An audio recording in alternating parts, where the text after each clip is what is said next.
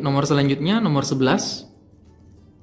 Pada temperatur tertentu KSP PbSO4 dan PbI2 berturut-turut adalah, jadi KSP dari PbSO4 itu 1,6 dikali 10 pangkat minus 8. Kemudian PbI2 itu punya nilai KSP 7,1 dikali 10 pangkat minus 9. Oke.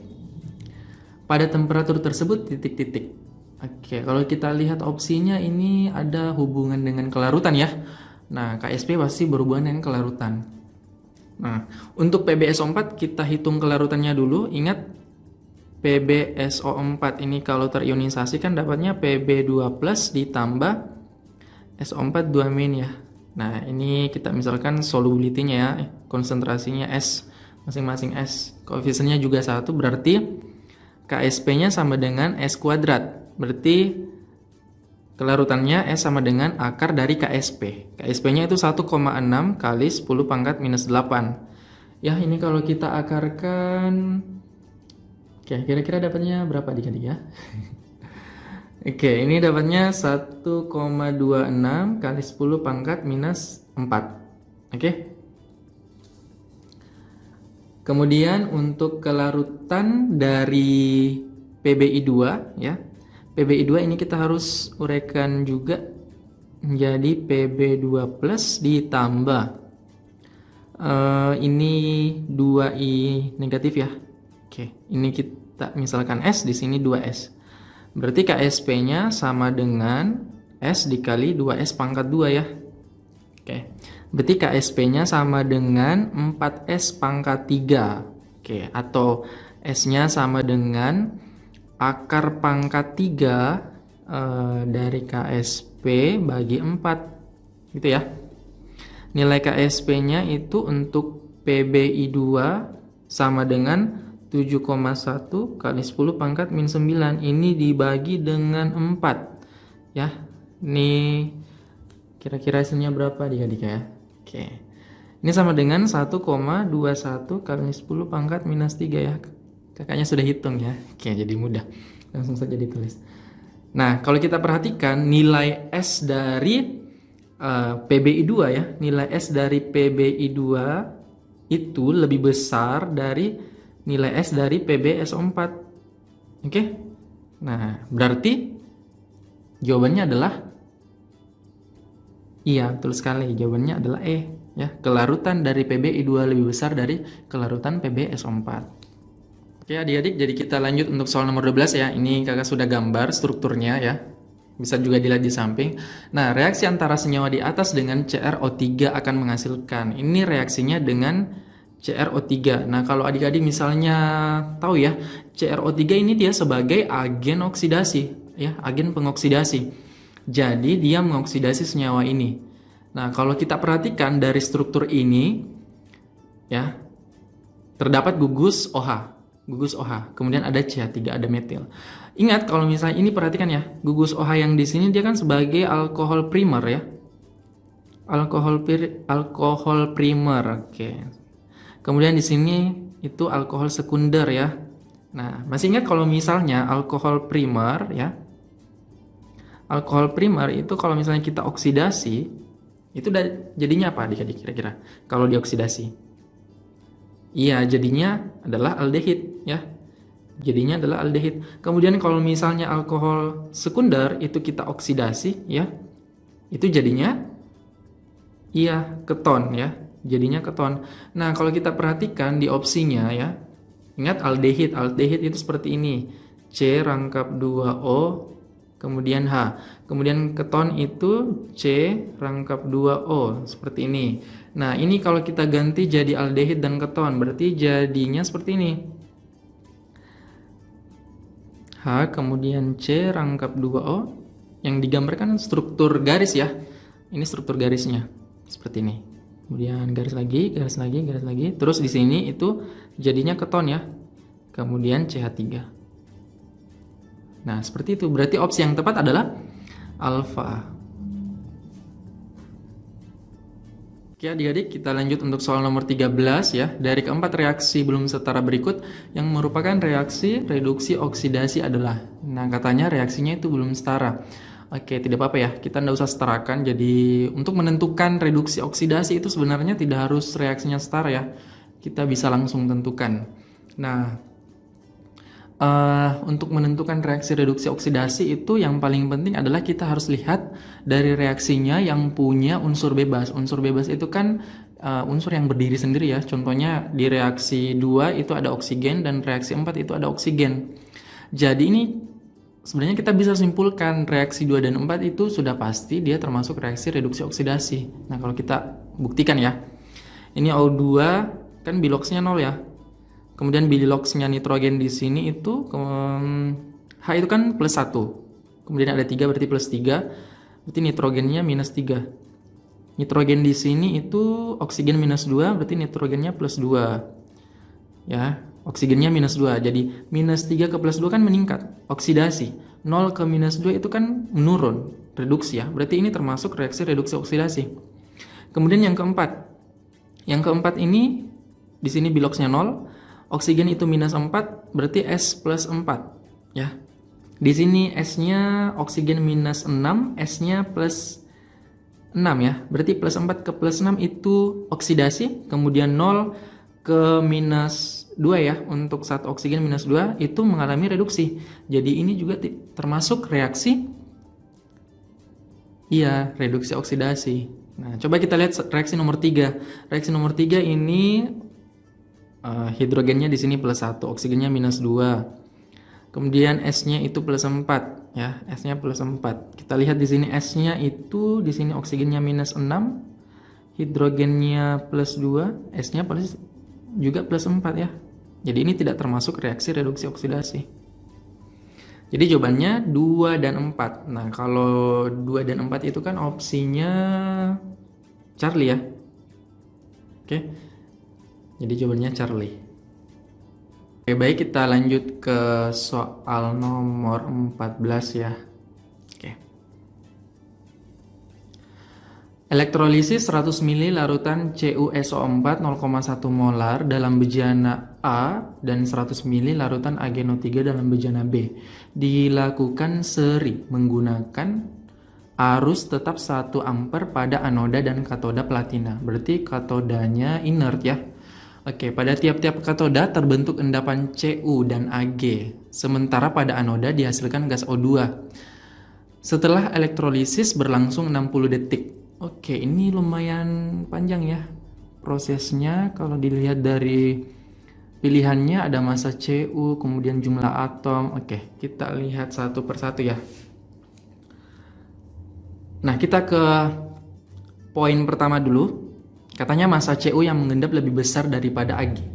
Betul tidak? Nah, kalau misalnya massa kan itu kita bisa pakai hukum Faraday ya.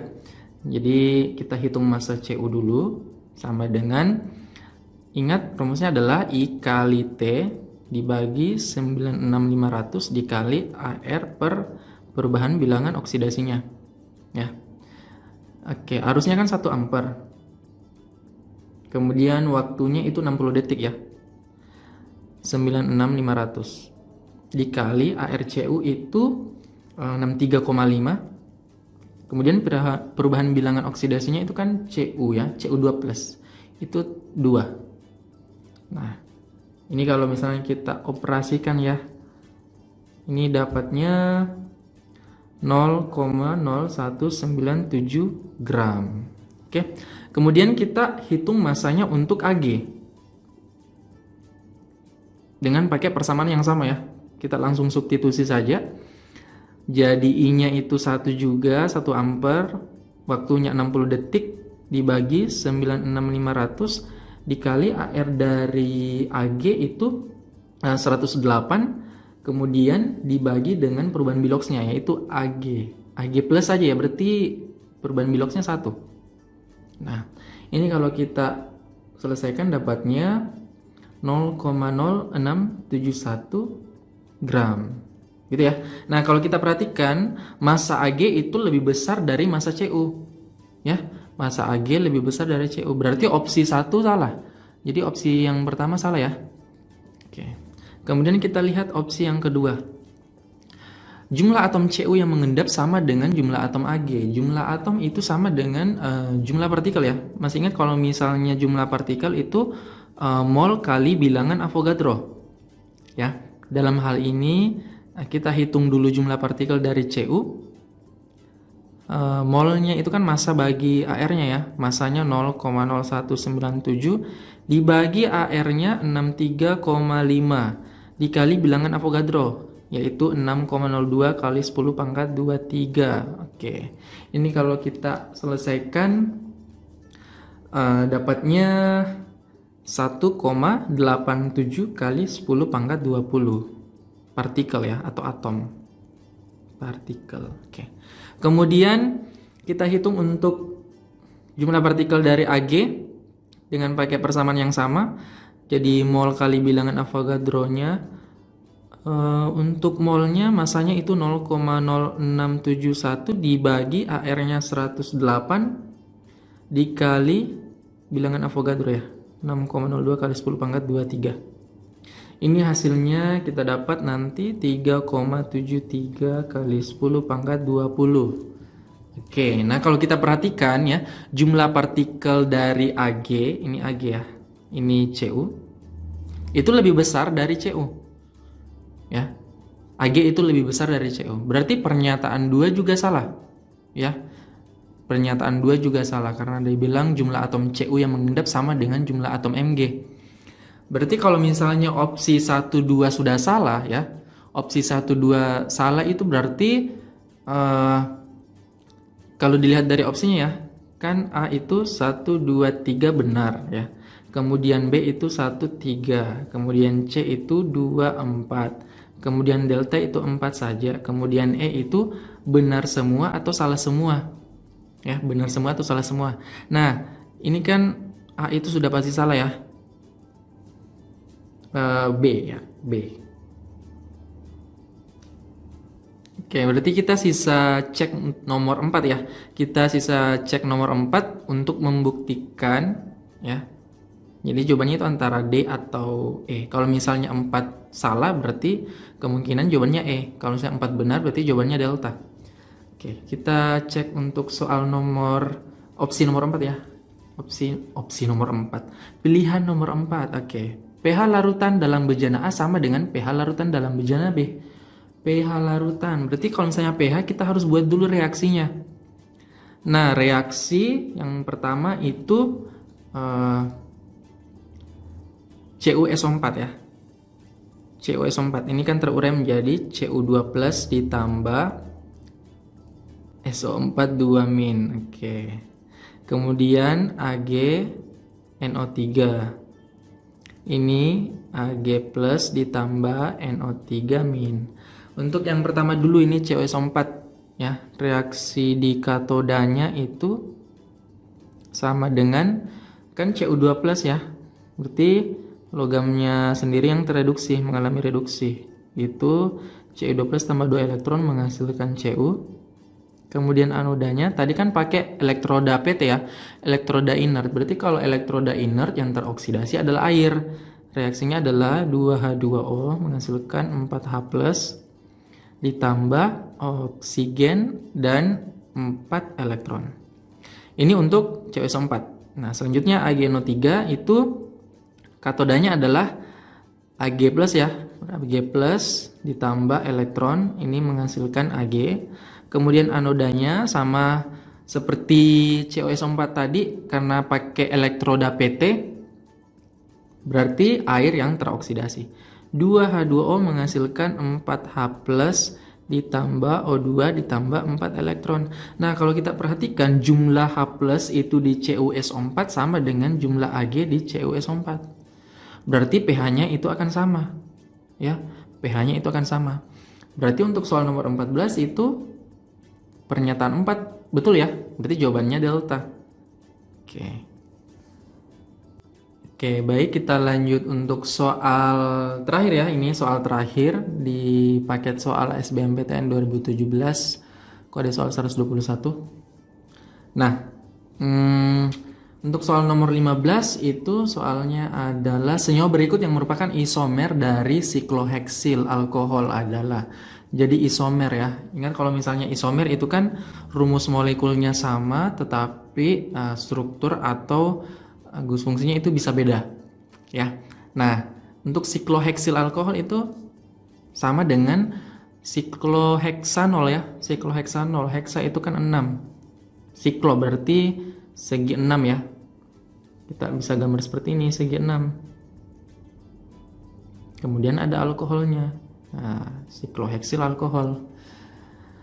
Nah, ini kalau misalnya kita hitung jumlah karbonnya ya. Karbonnya itu 1, 2, 3, 4, 5, 6. Jadi kan ini kan struktur garis ya. Jadi diberikan di opsinya itu struktur garis. Jadi jangan bingung kalau struktur garis setiap sudut dan ujung itu ada karbon. Di sini karbon, karbonnya ada 6. Kemudian di sini karena karbon itu kan ikatannya 4 ya. Di sini sudah ada 2 karbon, berarti hidrogen yang karbon di sini 2. Di sini hidrogennya juga 2, di sini juga 2, di sini 2, di sini juga 2. Nah, untuk karbon yang di sini itu hidrogennya 1. Ya. Karena kan total ikatannya sudah 3, berarti hidrogennya 1. Kalau kita jumlahkan ini 2 ada 5, 2 kali 5 10 tambah 1, 11 tambah 1 lagi 12 berarti C6H12O ya. Jadi rumus molekulnya C6H12O. Nah, kita lihat di pilihannya ada 4 pilihan di sini. Kalau kita lihat ya, untuk pilihan pertama ini ada gugus fungsi ether. Ingat alkohol itu isomer dengan ether ya. Oke, alkohol itu isomer dengan ether.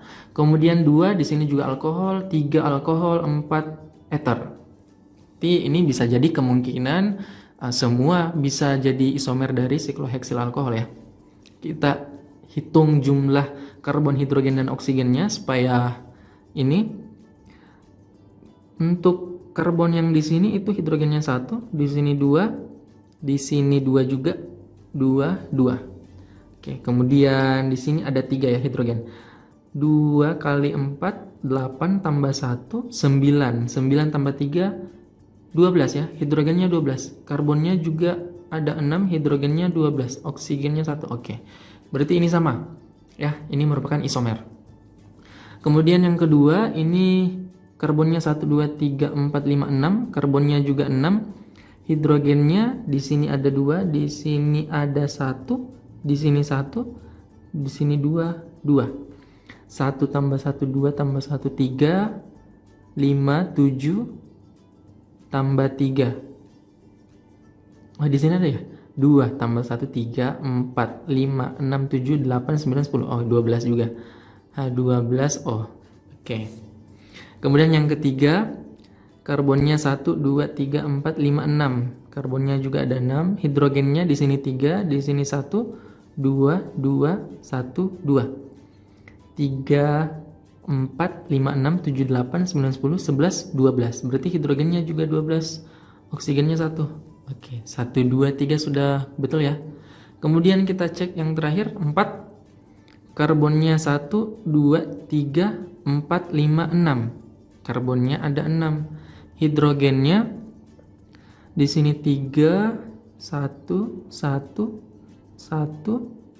Oke, 3 tambah 1, 4, 5, 6, 9, 10, 11, 12. 12 juga. Dan O-nya 1. Berarti untuk soal nomor 15 ini isomer dari sikloheksil alkohol atau sikloheksanol itu 1, 2, 3, dan 4 ya. Betul semua. Berarti kalau betul semua atau benar semua itu jawabannya E. Oke, gitu ya. Jadi sekian pembahasan untuk soal SBMPTN 2017 paket 121. Sampai jumpa di pembahasan soal berikutnya.